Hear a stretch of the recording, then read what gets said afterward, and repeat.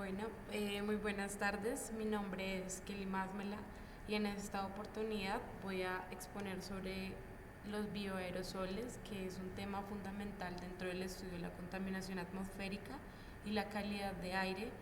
A lo largo de esta exposición analizaremos qué son estas partículas, cómo se generan, cómo se transportan en la atmósfera y sobre todo cuáles son sus efectos tanto en la salud humana como en el medio ambiente.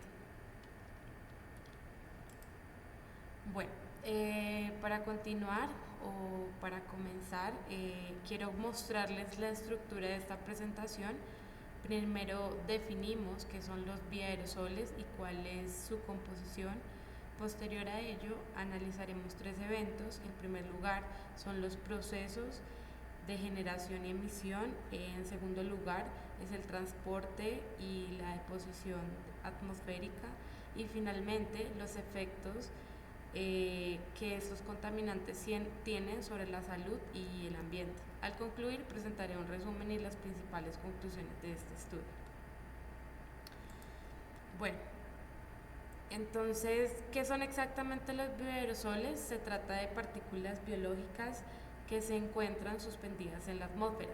Estas partículas están compuestas por microorganismos, los cuales pueden estar vivos o muertos, además de fragmentos celulares, esporas, polen, las endotoxinas y las microtoxinas, que en su tamaño es un microscópico, que es importante porque en el cual destacan las partículas menores a 10 micrómetros, que son las más peligrosas, ya que estas son las que pueden ingresar fácilmente al sistema nervioso, y por esta razón el estudio de los bioaerosoles es fundamental para comprender la calidad de aire y proteger así la salud pública. Un punto clave de esto es que los bioaerosoles participan activamente en procesos atmosféricos importantes, como por ejemplo la formación de nubes, lo cual demuestra que su relevancia va más allá del ámbito sanitario. Bueno, ahora bien, ¿de qué están compuestos estos bioaerosoles? Podemos clasificar sus componentes en dos grandes grupos. Por un lado encontramos los microorganismos vivos, entre los cuales se incluyen bacterias, hongos, virus, protozoos, que estos son capaces de reproducirse y causar infecciones si ingresan al organismo. Y por el otro lado tenemos los componentes biológicos, que no son necesariamente que estén vivos, pero que igualmente pueden afectar la salud, ya que estos se encuentran las esporas, el polen, las endotoxinas, que estas son sustancias tóxicas liberadas por ciertas bacterias, las micotoxinas y las endotoxinas son sustancias tóxicas liberadas por ciertas bacterias, y las micotoxinas producidas por los hongos y diversos fragmentos celulares. En consecuencia, la composición de estos bioaerosoles es muy diversa, lo cual explica por qué pueden causar una amplia variedad de efectos en la salud. Bueno, pasemos ahora bien al primer evento del análisis de la generación y emisiones de bioaerosoles. Estas fuentes naturales, o los contaminantes pueden originarse a través de dos tipos de fuentes. En primer lugar están las fuentes naturales, que incluyen el suelo, la vegetación, la descomposición orgánica, la liberación de esporas, la actividad animal. En estos casos, pues la liberación de partículas biológicas ocurren de manera continua y es parte de ciclos naturales del ecosistema. Sin embargo, las fuentes antropogénicas, las que generan mayor preocupación. ¿Por qué? Porque estas son relacionadas con actividades humanas. Entre las más importantes se encuentran las plantas de tratamiento de aguas residuales, conocidas pues como la PETAR, donde se han registrado concentraciones de hasta 10 cúbicos de unidades formadoras de colonias por metro cúbico, que es lo que quiere decir acá. Y también son fuentes significativas los ecosistemas de compostaje, las agriculturas intensivas y los ambientes hospitalarios. El mecanismo de emisión es relativamente sencillo. Cuando una fuerza mecánica o biológica actúa sobre superficies, suelos o líquidos, los microorganismos se desprenden y quedan suspendidos en el aire, por ejemplo en la petar, procesos como la aireación o el colapso de burbujas liberan grandes cantidades de microorganismos hacia la atmósfera. Para continuar, encontramos el evento 2, que es el transporte y la deposición. Una vez que los bioaerosoles son emitidos, comienza el segundo evento, el transporte y la deposición atmosférica. Este proceso puede resumirse en 3 etapas. Primero ocurre la emisión que acabamos de explicar, luego viene el transporte, donde las partículas son movidas por corrientes de aire, y finalmente se produce la deposición, es decir, la caída de estas partículas hacia las superficies terrestres o acuáticas. Ahora bien, ¿qué factores influyen en el transporte? Principalmente pues tenemos 4, lo que es el viento y turbulencia atmosférica, la temperatura ambiente, la humedad relativa y la radiación ultravioleta. Este último factor es particularmente importante porque la radiación ultravioleta puede destruir algunos microorganismos, aunque otros logran sobrevivir si viajan protegidos por partículas de polvo. En cuanto a la deposición, existen 2 mecanismos. La deposición seca ocurre por gravedad, cuando las partículas más pesadas caen naturalmente. La deposición húmeda, en cambio, sucede cuando la lluvia, la niebla o nieve arrastran estos bioaerosoles hacia el suelo. Un dato muy interesante es que los bioaerosoles pueden viajar a miles de kilómetros. Por ejemplo, se ha documentado que hongos provenientes del desierto de Sahara en África llegan hasta América Latina transportando por corrientes de polvo. Esto demuestra que la contaminación biológica no conoce fronteras. Bueno, ya para finalizar el evento, encontramos los efectos en salud y ambiente.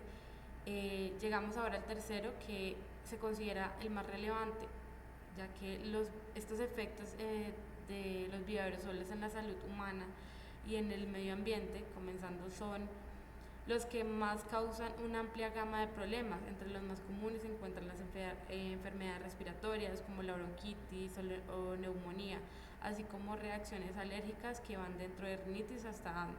También pueden provocar las infecciones de origen fúngico, el viral o el bacteriano, además afectaciones al sistema inmunológico causadas por la exposición de estas endotoxinas. Un aspecto especialmente preocupante y que ha sido advertido por la Organización Mundial de la Salud es la transmisión aérea de microorganismos resistentes a los antibióticos. Esto pues representa un riesgo creciente, particularmente en espacios cerrados como hospitales, donde la ventilación es un poco deficiente. Por otro lado, los bioaerosoles también tienen efectos ambientales significativos porque estos participan en formaciones de nubes al actuar como núcleos de condensación, donde influyen en los ciclos biogeoquímicos, donde pueden propagar enfermedades a los cultivos agrícolas, alteran la composición,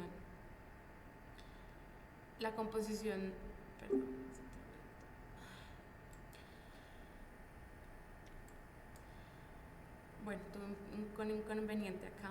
Por otro lado, los bioaerosoles también tienen efectos ambientales significativos, ya que participan en la formación de nubes al actuar como núcleos de condensación, influyen en los ciclos biogeoquímicos, pueden propagar enfermedades a los cultivos agrícolas, alteran también la composición de la microbioma del suelo y afectan la biodiversidad de los ecosistemas, especialmente cuando introducen microorganismos transportados desde grandes distancias. Para comprender mejor los riesgos para la salud es fundamental entender cómo el tamaño de las partículas determina su capacidad de penetración en el sistema respiratorio. Las partículas mayores a 10 micrómetros son relativamente grandes y por lo tanto quedan retenidas en las vías respiratorias superiores, es decir, la nariz, la faringe, la mucosa. De estas zonas actúa como un filtro natural. Las partículas de tamaño intermedio entre 5 y 10 micrómetros logran avanzar más y pueden alcanzar los bronquios, las vías respiratorias medias.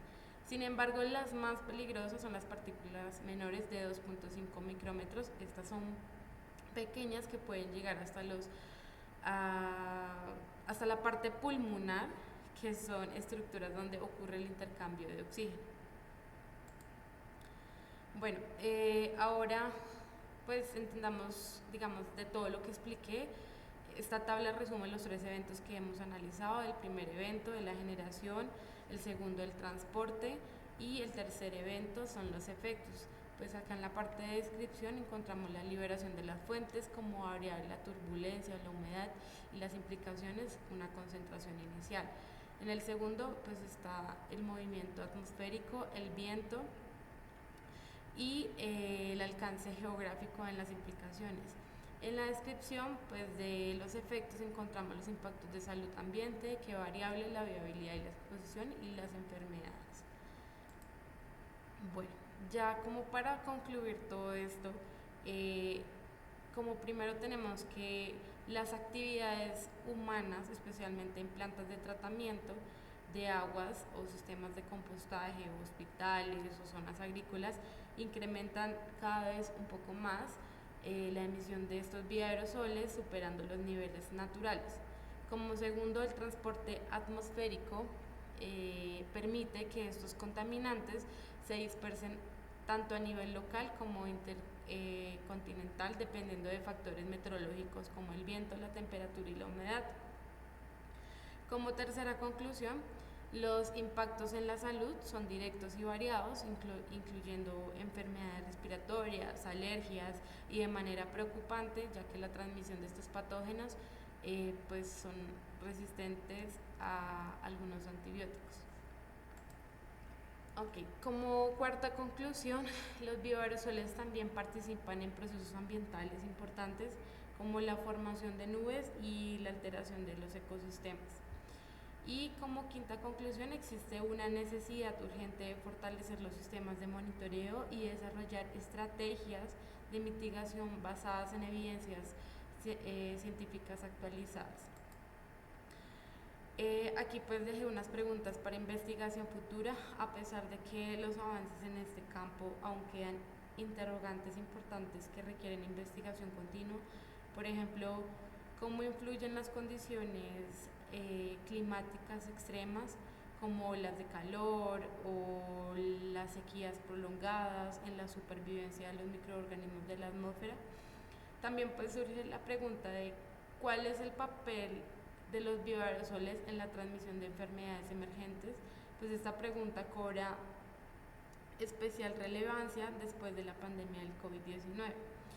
Además, es necesario investigar cómo interactúan los bioaerosoles con otros contaminantes atmosféricos como el material particulado químico y si esta interacción potencia sus efectos negativos. Y ya finalmente resulta fundamental determinar qué medidas de control son más efectivas para cada tipo de fuente de emisión, lo cual permite o permitirá diseñar políticas públicas más precisas.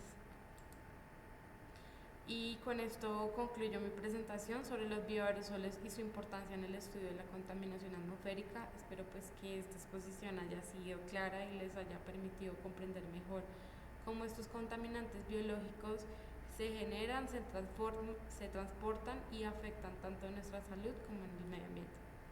Muchas gracias por su atención y pues si tienen alguna pregunta, comentario, me buscan, yo les puedo resolver. Gracias.